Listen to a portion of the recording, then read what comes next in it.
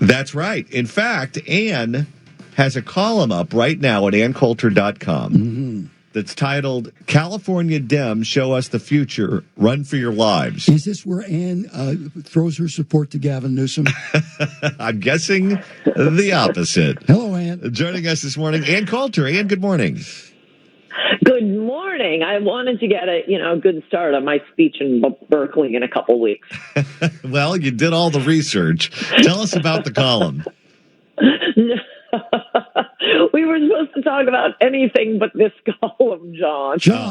John, don't be a contrarian. Whoops. Respect her wishes, for crying out loud. I'm coming up in the next hour on KABC with someone, your subsequent host, who wanted to talk about this column. I'm perfectly happy to talk about it. So well, you know what? But I have other questions. Is it okay? Can I ask her other questions? Well, let's start with the new DA in San Francisco, because this is something that's tangentially associated with the column. This is too easy for Ann. Go ahead. Okay, good. What in San Francisco? There's a new DA. Problem? No, a new DA was just elected because their old DA quit to move to Los Angeles to run down here. His name is George Gascon. The new DA is named Chesa Boudin. His mother... That's who it is. I know. Oh, sorry. Go ahead. It's a Boudin, right? I saw the headline, new DA in San Francisco, child of terrorist cop killers, and I guessed it was Chesa Boudin. But the Twitter feed, you see, I do the extra research. I just read the headline and kept scrolling.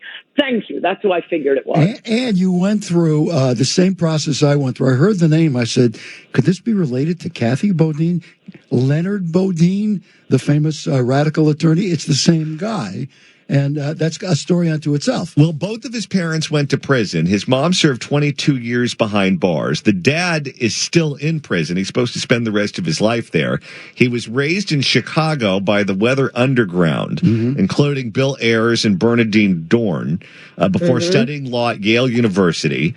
He later went on to win a Rhodes Scholarship and worked as a translator for Venezuela's late president, Hugo Chavez, before he came to San Francisco. He's on the record saying, quote, crimes such as public camping, offering or soliciting sex, public urination, blocking a sidewalk, etc., should not and will not be prosecuted. They have established a city-owned service that will replace the smash and grabs, replace the windows, because he's implied that the problem with the car burglaries is the glass companies making money replacing the glass. What could go wrong, Ann? I write about Chesa and his parents. I think it's in my book, Guilty, Liberal Victimhood. It's Chesa Boudin and his parents are another example of the phenomenon we've seen recently with Jeffrey Epstein, how the elites can get away with anything and just be rewarded. I mean, you all remember the Weather Underground, these radicals masquerading as general anti-war protesters, like it grew out of the SDS, a general anti-war crowd. Oh, no, it was not that at all. No, they worshiped third world dictatorships. They'd part of their group indoctrination was to have these wild orgies. As usual, when liberal elites take over, there isn't a lot of respect for women involved. Mass orgies, and denouncing your parents. It follows much of the playbook of Maoist China. They set bombs. They robbed Brinks trucks in order to fund the revolution, give the guns to black criminals. It's something David Horowitz, incidentally, has written quite a bit about because he was associated with them. He was on their side at one point. Came in the other way. Yes. He broke away when one of his friends was killed by they were allied with the Black Panthers. I mean, it's really a monstrous, terrifying group. Chesa Boudin's parents were duly arrested, sentenced to prison, and appallingly, Kathy Boudin was let out of prison early. Oh, she was doing good work in prison. And now, of course, like all of these radicals, they're all teaching at prestigious universities. She went to Columbia University. I would not be allowed. I wouldn't be allowed to give a speech at these places. You know, so and living off campus because I love America. But I just want to add one little thing on the elite circling the wagon to defend monsters that just happen to be within their social class.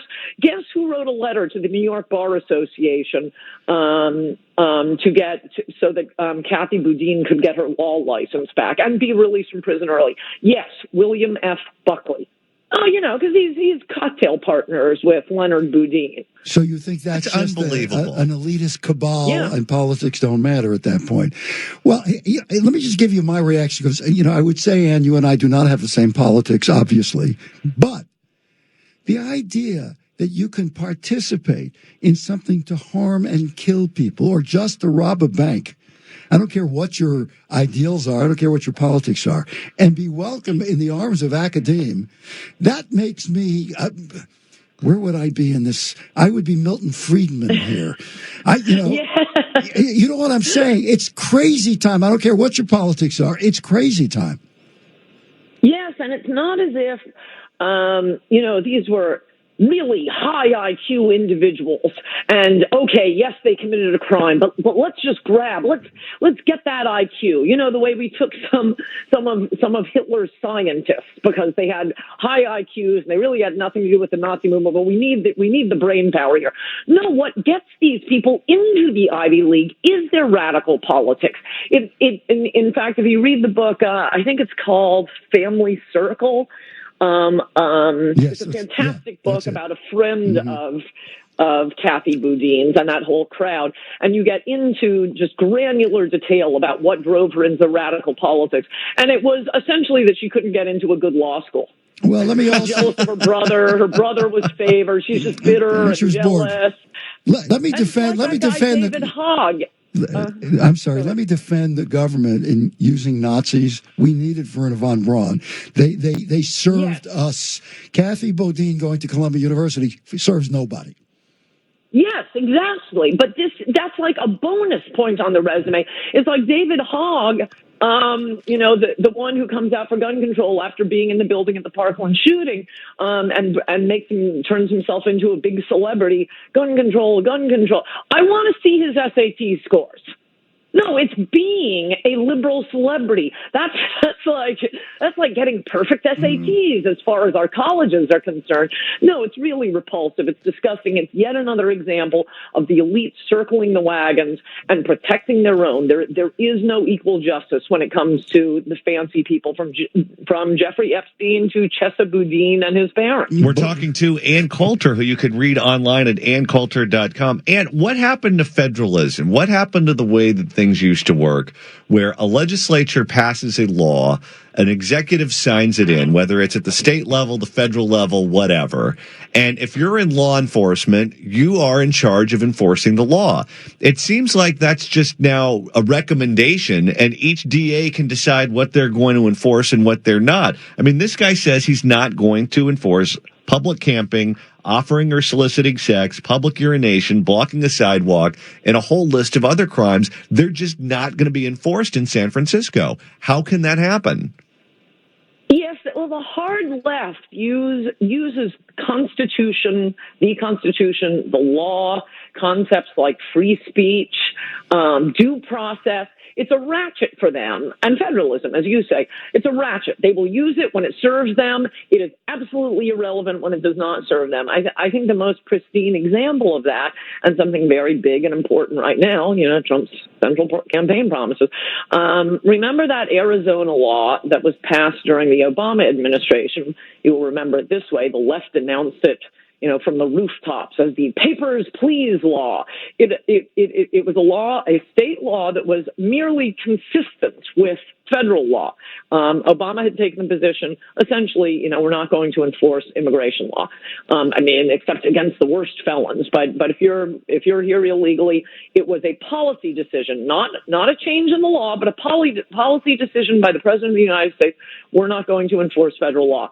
Arizona passes a law saying we just want our laws consistent with federal law, and it allowed law enforcement agents in Arizona to ask if various indicia, if they someone not speaking English, a dusty backpack, worn shoes. They arrested someone on another crime, or they could ask, "Are you here legally?" and ask the person to produce ID. At the time, the left went absolutely mad, saying this is a violation of federalism because an Arizona law that was consistent with federal law was inconsistent with the commander-in-chief's feelings about it, which ones he would enforce, his decision not to enforce federal law. Of course, the Supreme Court upheld the Papers, Please law 9-0, but still, in that case, no, merely the policy wishes of the president had to be enforced at the state level, according to the left, not according to the Supreme Court, luckily. Now we have laws that have been on the books for generations, passed with compromises between Democrats and Republicans, signed by both Republican and Democratic presidents, known as our immigration laws. And now these random sanctuary city and sanctuary state mayors and governors say, nope, we're going to ignore federal law. What happened to federalism? This isn't just a policy preference of the president.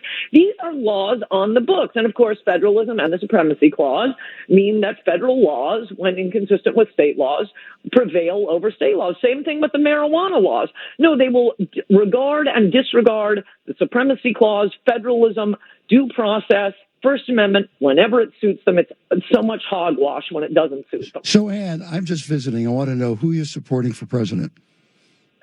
Michael Bloomberg.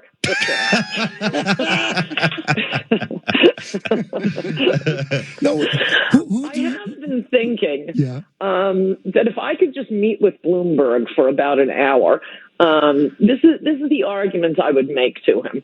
Why are you running? You're running because you and your Wall Street buddies and all your golf partners are freaked out by Bernie Sanders, AOC, Elizabeth Warren, who's flying high in the polls, and plan to come in and basically institute a Venezuela-style government that has done so much for the people of Venezuela. Okay, I'm with you there, Mayor Bloomberg. Now, why is Elizabeth Warren doing so well? Why is AOC doing so well? Why are Sanders doing so well? Because of immigration. And one of the things that Bloomberg is very bad on, he's bad on a lot of things, but one of the worst is immigration, where he talks about, how would we get, he seriously said this, I'm not making this up, how would we get our golf courses cleaned and cut without illegal immigrant labor? I love when the rich cite their servants. Well, but also, how dumb is that to say? He's a guy who's been scrutinized in the public eye. You'd think he'd be smarter than that. He's a smart guy. Well, if you've met rich people, I'm sitting opposite John right now. Steve. They're not that smart. The problem with rich people is they're very good at one thing, maybe two things, maybe three things.